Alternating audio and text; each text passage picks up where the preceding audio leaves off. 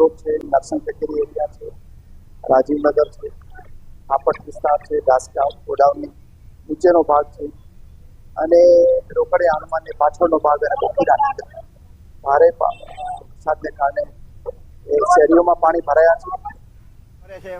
પણ એ ઉપર છેલ્લું કામ કરીને એ લોકો નીકળી જાય છે.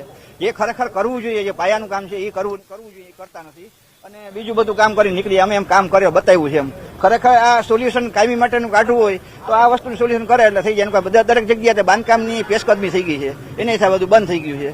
આ પરિસ્થિતિ દર વર્ષે થાય છે અને આ છેલ્લા 20 વર્ષથી આ પરિસ્થિતિ છે. ચોક્કસ. તો છેલ્લા 20 વર્ષથી આ જ પરિસ્થિતિ છે.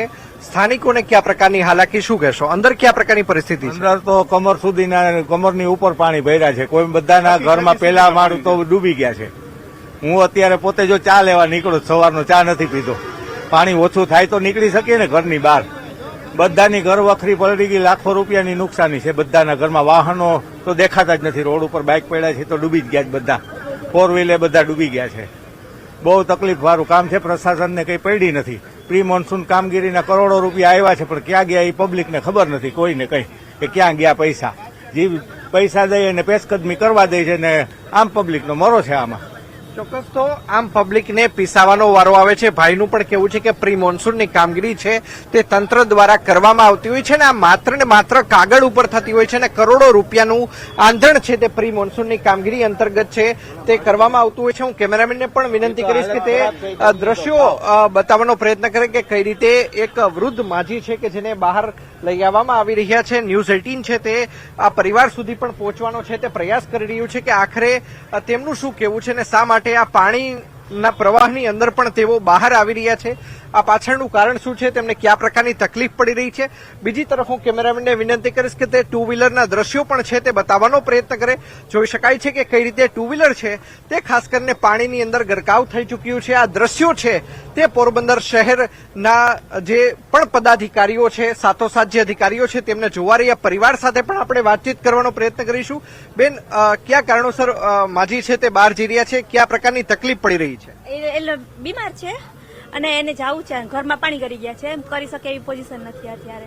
કયા પ્રકારની બીમારી છે, ક્યાં શું તકલીફ થઈ રહી છે? હા, ચક્કર આવે છે. અંદર કેટલા ફૂટ સુધી પાણી છે?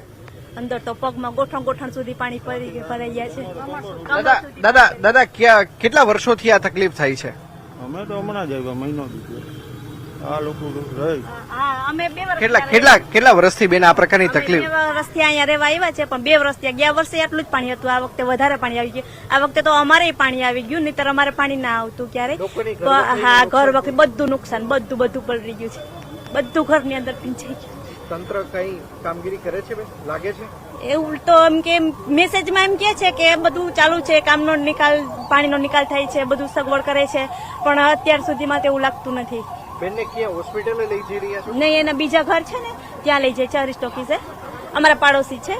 હું તો પાડોશી છું. પાડોશી છે તે બીજા પાડોશીની હાલ અત્યારે મદદ કરી રહ્યું છે. દ્રશ્યોમાં જોઈ શકાય છે કે બેન છે તે ચાલી શકે તેવી પોઝિશનમાં નથી અને તેના જ કારણે આ જે 3 જેટલા લોકો છે તે આ બેનને એક અન્યત્ર બીજી સોસાયટીમાં લઈ જઈ રહ્યા છે કારણ કે તેમની તબિયત હાલ ખરાબ છે. આપણે અંદર પણ જવાનો પ્રયત્ન કરીશું કે આખરે કયા પ્રકારના દ્રશ્યો છે, કયા પ્રકારની પરિસ્થિતિ છે તે હાલ અત્યારે પોરબંદર શહેરની અંદર જોવા મળી રહી છે. ખાસ કરીને વાત કરવામાં આવે તો પોરબંદર શહેરની અંદર માત્ર 24 કલાકની અંદર 17 ઇંચથી પણ વધુ વરસાદ છે તે વરસી ચૂક્યો છે અને તેના જ કારણે બંને તરફ આ બાજુ અને તેમજ હું કેમેરામેનને વિનંતી કરીશ કે તે પેલી બાજુના પણ દ્રશ્યો બતાવવાનો પ્રયત્ન કરે.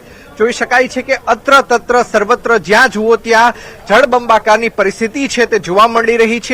જે રાજીવનગર છે તે જાણે કે બેટમાં ફેરવાઈ ગયું હોય તે પ્રકારની પરિસ્થિતિ હાલ અત્યારે દ્રશ્યોની અંદર પણ જોઈ શકાય છે. અન્ય સ્થાનિક લોકો પણ આપણી સાથે છે, આપણે તેમની સાથે પણ વાતચીત કરવાનો પ્રયત્ન કરીશું કે આખરે અહીંના જે રહીશો છે તેમને કયા પ્રકારની તકલીફોનો છે તે સામનો કરવો પડે છે.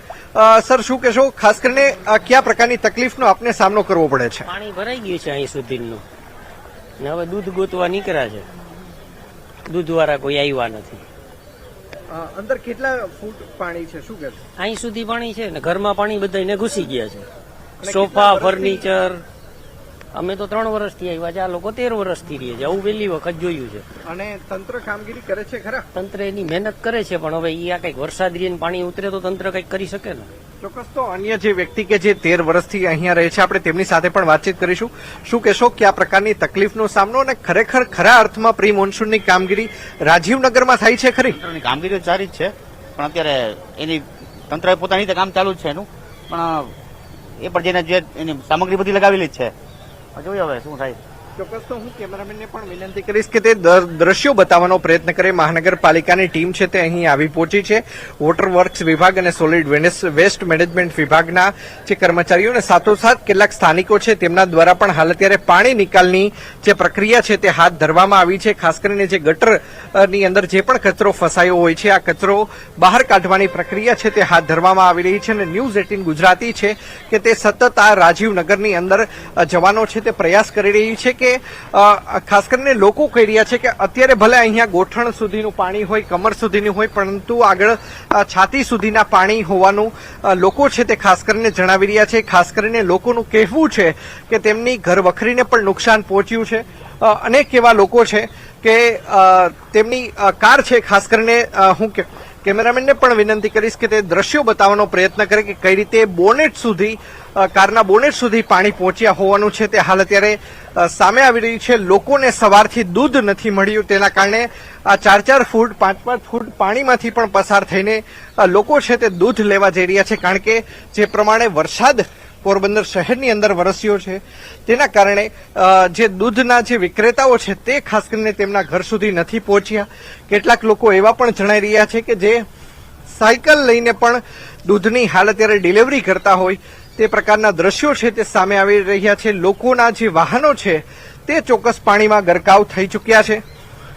ન્યૂઝ 18 ગુજરાતી છે તે સતત આ રાજીવનગરના જે રહેવાસીઓ છે તેમની સાથે વાતચીત કરવાનો છે તે પ્રયત્ન કરી રહ્યો છે.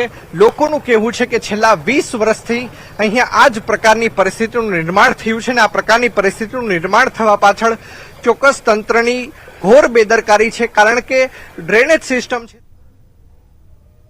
તો પોરબંદરમાં 24 કલાકમાં 17 ઇંચથી વધુ વરસાદ પડ્યો હતો અને રાજીવનગરમાં ઘૂંટણસમા અને છાતીસમા પાણી ભરાઈ ગયા છે.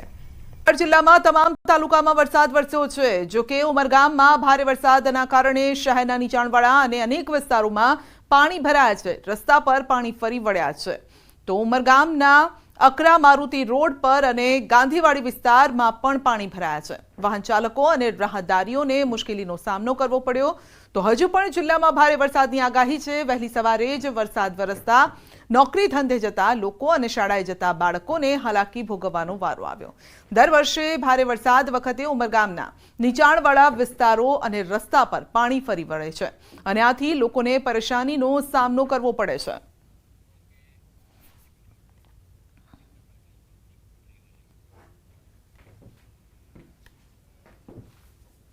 જિલ્લામાં પણ નાનકડા વિરામ બાદ ફરી મેઘરાજાએ એન્ટ્રી કરી છે. જિલ્લાના પ્રવેશ દ્વાર વઘઈ સહિત આસપાસના વિસ્તારમાં ઝરમર વરસાદ વરસી રહ્યો છે. 2 દિવસના વિરામ દરમિયાન ભારે ગરમી અને બફારો થતો હતો. જો કે વરસાદ શરૂ થતા વાતાવરણમાં ઠંડક પ્રસરી છે.